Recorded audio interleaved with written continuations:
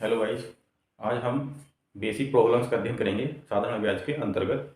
हमारा पहला क्वेश्चन है, कोई धनराशि 12% वार्षिक ब्याज की दर पर कितने समय में दोगुनी हो जाएगी। इसके फॉर्मूले को हम पहले ही डेरिवेट कर चुके हैं अपने पिछले लेक्चर में। आइए देख लेते हैं। इसके हम दो तरीके अपनाएंगे। पहला, हम जानते हैं कि अमाउंट होता है मूलधन और प्लस ब्याज, ठीक। और यहाँ अमाउंट की वैल्यू बता रहा है वो दोगुनी, 2p बराबर p प्लस p गुणा r गुणा t बाई 100। हमने ब्याज की वैल्यू रख दी, ठीक। अब यहाँ एक p है, यहाँ दो p है, तो यहाँ कितना बचेगा, 2p minus p equal to p गुणा r गुणा t अपॉन 100। और यहाँ क्या बचा, p बराबर p गुणा r गुणा t बाई 100। अब यहाँ p से e डिवाइड हो जाएगा और r इंटू टी बराबर हो जाएगा हमारा 100।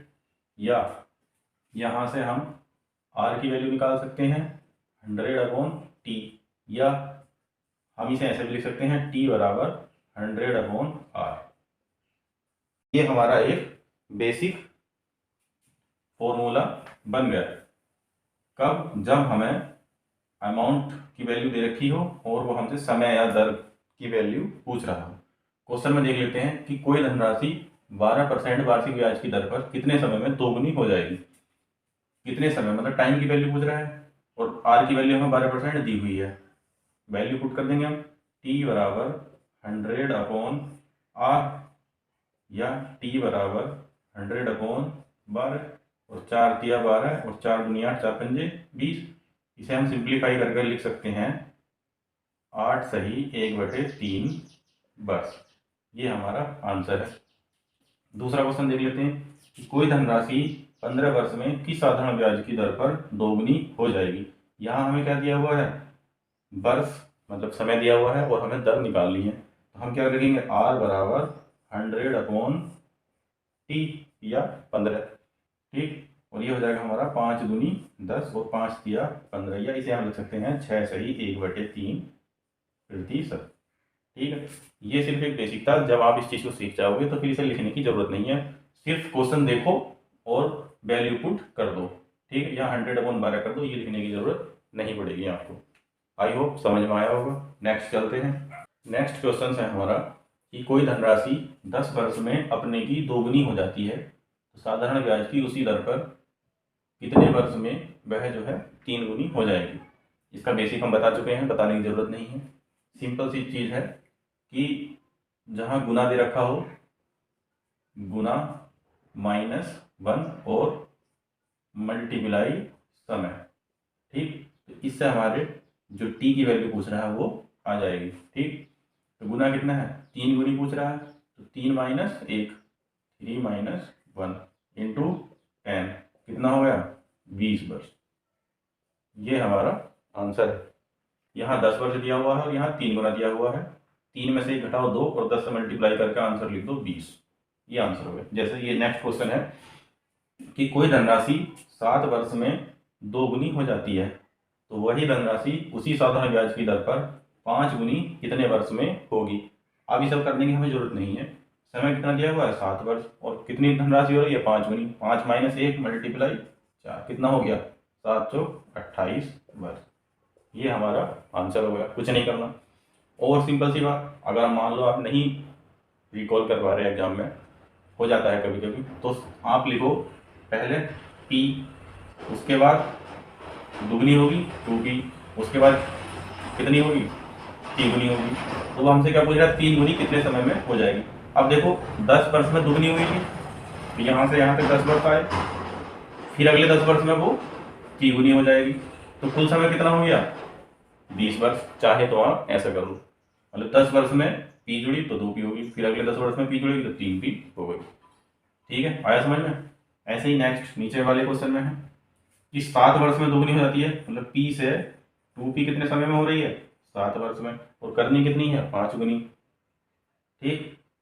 फिर कितनी होगी, 3 गुनी, फिर 4 गुनी और फिर 5 गुनी। यहाँ भी 7, यहाँ भी 7, यहाँ भी 7, कितना हो गया, 7 और 7 14, 21 और 7 28 बस, ठीक है। आया समझ में। आप वैसा नहीं कर सकते तो ऐसा कर लीजिए। वैसे दोनों ही बहुत सिंपल तरीके हैं, ठीक है, अब नेक्स्ट चलते हैं। नेक्स्ट क्वेश्चन है हमारा कि एक व्यक्ति ने 2,000 रुपये 5% एवं 4% की साधारण ब्याज की दर पर उधार दिए। उसे एक वर्ष में 92 रुपये ब्याज मिला। उसने 5% की दर पर कितना जो है धन उधार दिया। ये क्वेश्चन हम पहले भी डिस्कस कर चुके हैं और इसका हम फॉर्मूला भी डेरिवेट कर चुके हैं। आज देखते हैं क्या दिया हुआ है। यहाँ पर दर दी हुई है, एक 5% और दूसरी 4%।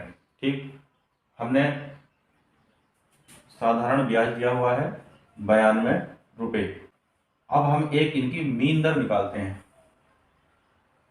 मीन दर क्या होती है, आर बराबर जो ब्याज दिया हुआ हमारा 92 रुपये मल्टीप्लाई 100 रुपये मल्टीप्लाई 100 बटे मूलधन 2,000। ठीक, 0 से 0, 0 से 0 और पॉइंट और 2 चौक 8, 2 छम 12, 4.6%। हमने बताया था कि जहाँ दो दरें दी हुई होती हैं वहाँ जो हम क्वेश्चन करते हैं वो औसत मान के करते हैं, और यहाँ हमने एक औसत दर निकाली है और हम इस क्वेश्चन को औसत के तरह ही करेंगे। ठीक है, यहाँ तक समझ में आया आपकी? ब्याज दिया हुआ है हमारा और हमने यहाँ दर निकाल ली सिंपल तरीके से। ठीक, अब देखते हैं कि 2,000 रुपये 5% की दर पर उधार दिए और 4% की दर पर उधार दिए। जो एक औसत दर आई वो आई हमारी 4.6%। ठीक, तो यहाँ कितना बचा 0.6 और यहाँ कितना बचा 0.4। ठीक, ये हम पहले ही बता चुके हैं। तो पॉइंट है, पॉइंट खत्म, और 2 तिया 6 और 2 दूनी 4। जो हमारी धनराशि का जो रेशियो आया वो 3.3:2 आया। मतलब कहने का यह है कि 3 धनराशि दी गई 5% की दर पर और 2 धनराशि दी गई 4% की दर पर। तो इस 3 और 2 5 और 5 बराबर 2,000 और 1 बराबर 400, इसीलिए 3 बराबर कितना हो गया 1,200। यही हमारा आंसर। तो 5% पर जो धनराशि दी गई वो धनराशि की वैल्यू है हमारी 1,200।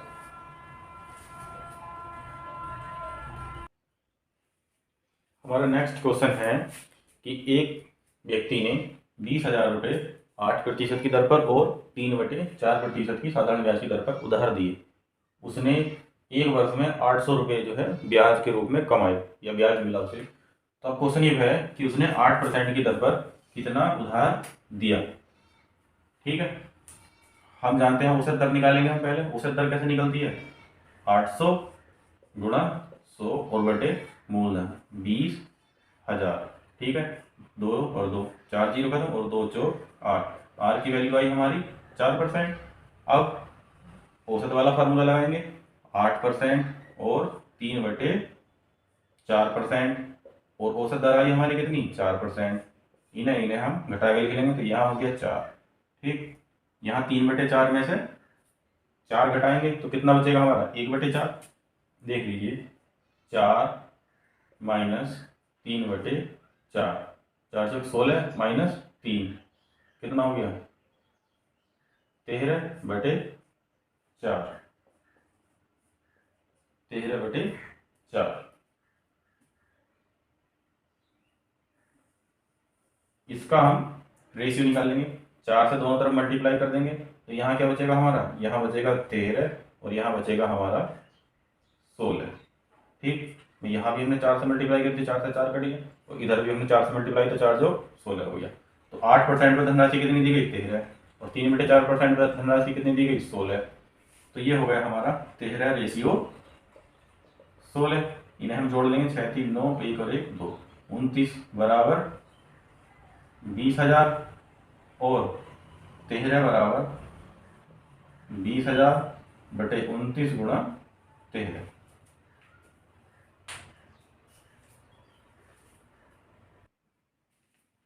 नेक्स्ट क्वेश्चन है हमारा, 10,000 रुपये की राशि का कुछ भाग 8% की दर पर और कुछ भाग 10% की दर पर उधार दिया गया। यदि औसत वार्षिक दर 9.2 हो तो दोनों भाग बताइए। ठीक है, इजी है। एक भाग 8% की दर पर दिया गया और दूसरा भाग 10% की दर पर दिया गया, और जो औसत दर आई वो 9.2% है। तो यहाँ कितना हो गया हमारा 0.8 और ये कितना हो गया हमारा 1.2।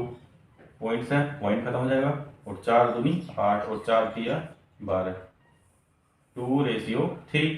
इसे हम लिख सकते हैं 2 + 3 कितना हो गया 5, और 5 बराबर कितना है 10,000, और 1 बराबर कितना हो गया 2,000। ठीक, और पूछ रहे 2 और 3, तो 2 बराबर कितना हो गया 4,000 और 3 बराबर कितना हो गया 6,000। ये हमारे आंसर है। पहला भाग कितना हो गया हमारा 4,000 और दूसरा भाग कितना हो गया हमारा 6,000। समझ में आया। नेक्स्ट क्वेश्चन है हमारा कि एक धनराशि पर 5 वर्षों का साधारण ब्याज उस राशि का 1/4 है, तो ब्याज की वार्षिक दर बताइए। क्या बताना है हमें, दर बतानी है। और जो ब्याज है समझ रखा है 5 वर्षों का साधारण ब्याज उस राशि का 1/4 है। जो सिंपल इंटरेस्ट है वो मूलधन का 1/4 है। ठीक, कुछ नहीं करना है, आर बराबर हो जाएगा हमारा 100/5 × 4 और 5 × 20 पंजे 5%। ठीक है, कैसे हुआ ये हम अपने पिछले लेक्चर में बता ही चुके हैं। कोई भारी क्वेश्चन नहीं है, बहुत इजी क्वेश्चन है। ठीक है, जो जितने भी सवाल होंगे ऐसे उनमें हमें कुछ नहीं करना रहता, सिर्फ यही करना रहता। नेक्स्ट क्वेश्चन है हमारा कि एक धनराशि 2 वर्ष में 720 रुपये हो जाती है और 5 और अधिक वर्षों में 1020 हो जाती है, तो धनराशि ज्ञात कीजिए। यहाँ दिया हुआ है कि जो 2 वर्ष में धनराशि कितनी हो जाती है 720 रुपये। ठीक, 5 और अधिक वर्षों में, मतलब 5, 2 तो ये थे ही, 5 और अधिक वर्ष कितने हो गए 7 वर्ष, तो 7 वर्षों में कितनी हो जाती है वो 1020 रुपये। तो कितना हुआ 5 वर्षों का साधारण ब्याज। 7 वर्ष में 1020 हो जा रही है और 2 वर्ष में 720 हो जा रही है। तो जो 5 वर्ष का जो अंतर आया उसका जो साधारण ब्याज आया वो आया हमारा 300 रुपये। इसमें से इसे घटा देंगे, इसमें से इसे घटा देंगे। ठीक है, 5 वर्षों का साधारण ब्याज मिल गया हमें, तो हम निकाल सकते हैं क्या 1 वर्ष का साधारण ब्याज कितना हो गया 300/5, मतलब 5 × 6 = 30, 60 रुपये। 1 वर्ष का साधारण ब्याज कितना 60 रुपये, तो 2 वर्ष का ब्याज कितना होगा 2 × 60 120 रुपये। ठीक, यहाँ दिया हुआ है कि 2 वर्ष में वो धनराशि कितनी हो जाती है 720 रुपये, तो इसमें ब्याज कितना जुड़ा हुआ है 2 वर्ष का 120 रुपये। इसे माइनस कर देंगे 0 0 6, तो धनराशि कितनी होगी हमारी 600 रुपये। तो 600 रुपये हमारा आंसर।